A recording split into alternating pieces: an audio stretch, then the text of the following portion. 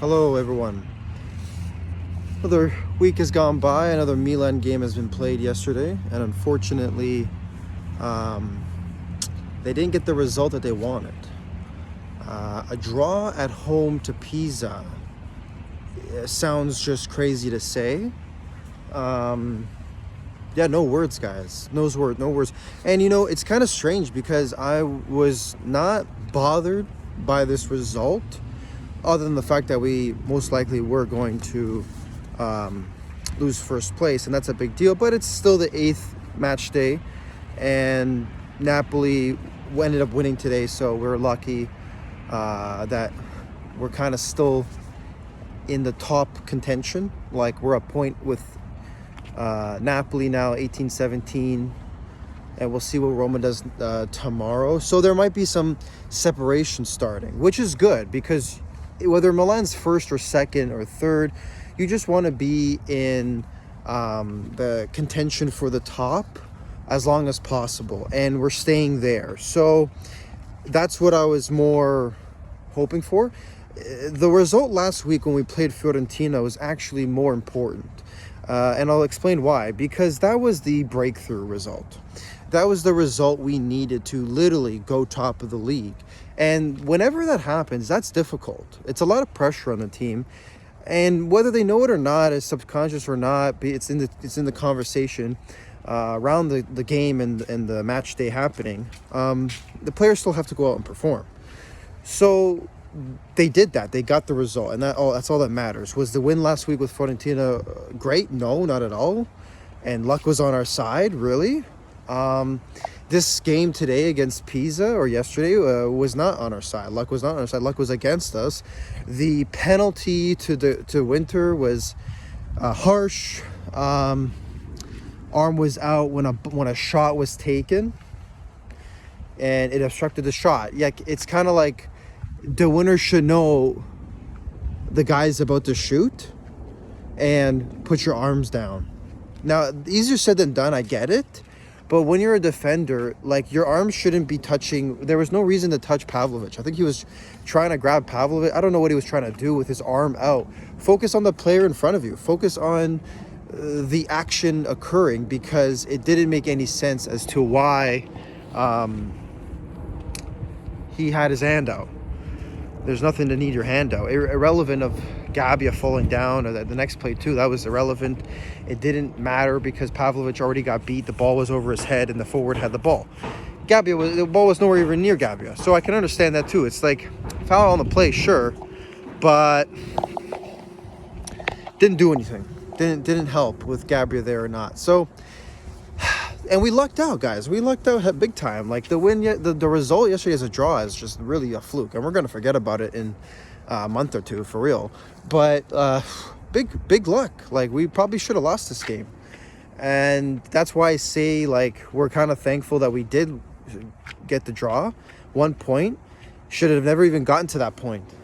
And so it's a lesson to the team where, yeah, you guys slack off when you shouldn't. You're gonna get behind. Like, the team, you will suffer.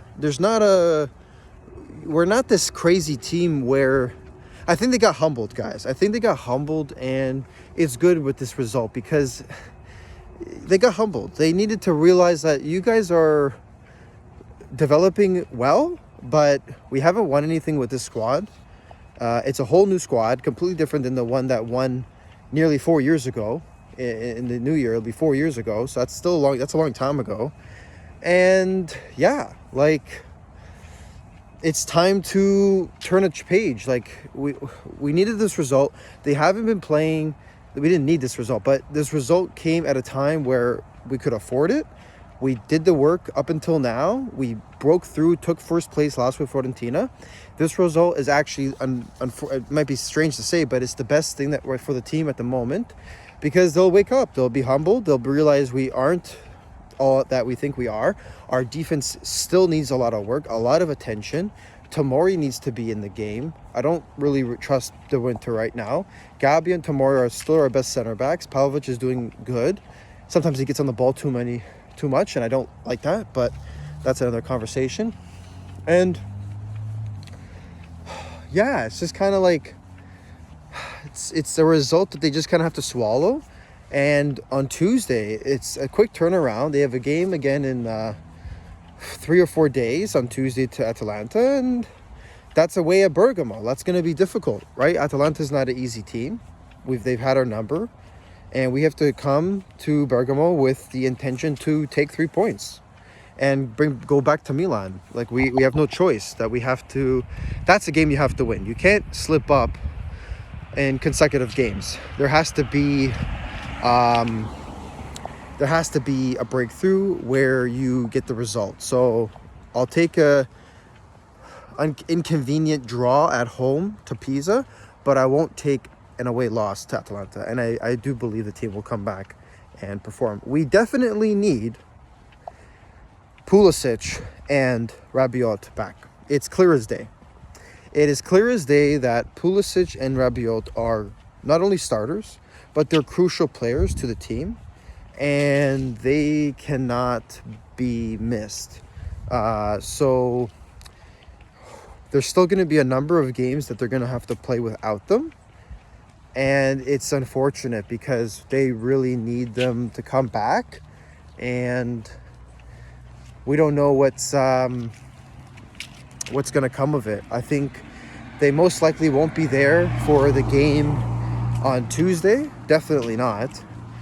They're hoping for them to come back in and around after the next international break, which won't be until the second half of November. So they have they have 3 weeks where they're still not remotely coming back. It's a long time. That's going to be around 3 or 4 games or whatnot. I think they got Atalanta and Roma coming up next. It's going to get dicey soon. It's going to get thick. But the caveat to the schedule right now is the fact that once they get to after the first game in December, a lot of the games up until April are just Serie A teams, and they should go on a run. They really should have no excuse on those. There's going to be a long length of 6 games, I think, where they can really build something of quality. But it's all about what do you look like when you get to that point. And they're laying the foundation now, and they've been laying a good foundation up until now. You guys got to consider they've played now 10 games across all competitions, which is not much because they're only playing Serie A games and Coppa Italia games. And they've had 8 games in Serie A. 2 were in Coppa Italia to make the 10. Obviously, 1 + 1 = 2. And they have 8 games in Serie A. The 2 in Coppa Italia were both wins against Bari and Lecce. And then they go on and they win. I think they won 5 games out of the 8 in Serie A. And they have 2 draws and 1 loss. And the 1 loss was from the first game. So that's not... it was a real stupid loss. They shouldn't have lost that game. I was actually at the game. It was kind of funny. First Milan game ever to be at. First Italian Serie A game to be at. First European soccer game, live soccer game to be at. So first time at San Siro. First time in Milan. First time in Italy. So it was a lot of firsts for me. And I'm blown away with the experience. I was there with my girlfriend, and we had a fantastic time. It was just, everything was there except the fact that they lost the game. But you know what? It did make for the fact that the second half was worth watching, because it was, second half started 1-1, and all the excitement kind of was done by that point. And I get to it was an opportunity to really watch them play and try to win, and they were trying to score, guys. So that second half was definitely, I was locked in and just watching them live, and it was a great watch, great experience. Sorry. At the end of the day, guys, the team can't do anything but what they're doing right now, and they're giving their best. We need our starters to come back. 3 of which we definitely need to come back into form is Pulisic and Rabiot. having Loftus-Cheek back as a substitute is also dearly needed. I would like to see Rabiot in the starting lineup with Modric and swap Fofana for Loftus-Cheek. I think that is a difficult... I don't know what Fofana's doing lately. It's been difficult watching him, guys. And then Ricci's been playing. He's been holding his own, but he's not providing anything like of a breakthrough, right? So he's still a very young player that is yet to really hit his stride, and he needs to get games in and repetition. So this period is going to be good for him. But definitely, we're going to need our main players back to perform. And yeah, I'm excited to see SERIE, because he's a big player we wanted to sign. And you know, the forward guys is very frustrating. Like Jimenez just doesn't give any goals, and it's like he does not score at all. And so not sure what the plan is with that, because Nkunku also hasn't been doing much. But then again, Nkunku's barely played. Like, he has not played at all. So I think I would like to see on Atalanta, I would like to see a duo of Leao and Nkunku playing together with Modric and Ricci and Fofana behind them, because that's all we got. Man, our midfield is weak when we don't have